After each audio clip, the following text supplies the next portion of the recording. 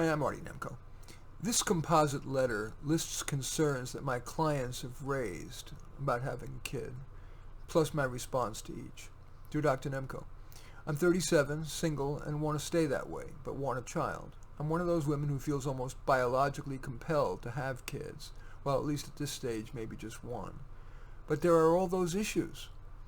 Will my child be shortchanged because I'm a single parent? Is it right to bring a child into a world of never-ending big problems, from racial roiling to climate change, structural lack of good jobs to the daunting cost of the degrees that merely put you in the running? I have a good job, but struggle financially because I lose more than half in federal, state, and local income tax, plus Social Security, Medicaid, disability, and unemployment insurance. And if I have a child, I'll feel I'll have to shortchange him or her. Cheap clothes, no private school, no summer camp. Then there's the environmentalist issue. Some environmentalists believe that overpopulation, especially in developed nations which use lots of resources, is a major environmental threat to the planet. And finally, part of me says, what a sacrifice. Even if I'm able to get pregnant at this age, the chances are greater that my baby will have physical or mental defects. And even if it's healthy, I'll be parenting until I'm 60-ish. That's a major loss of freedom. I can't go anywhere, let alone on a vacation, without worrying about what to do with my child. Help! Well, here's my response. Dear prospective parent, notwithstanding the issues you raised, you wrote that you do want to have a baby. So perhaps I can be of most value by offering a counterpoint to each of the concerns you raised. Will being a single parent make your child worse?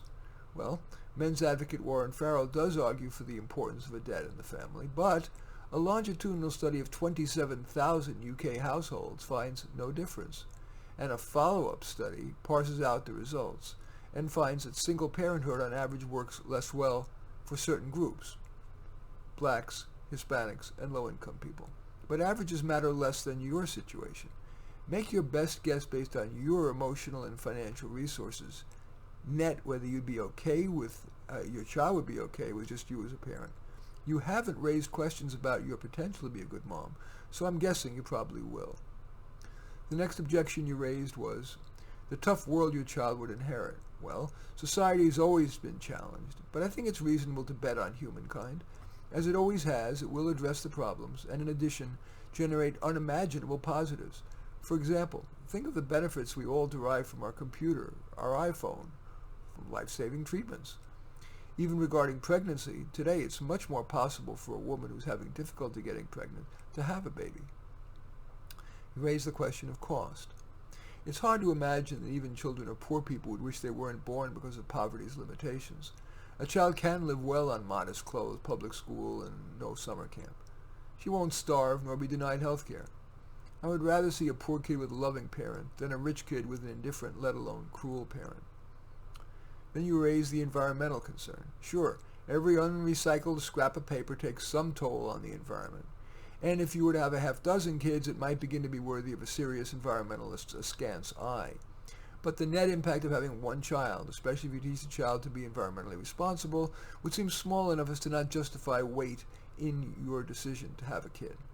And finally, you raise the issue of the sacrifice. Yes, for some people that sacrifice is prohibitive, but other people find parenthood their life's most rewarding activity. You're aware of the sacrifices, yet you still want a child. So I'm guessing that for you, the rewards will outweigh the liabilities. I hope it helps.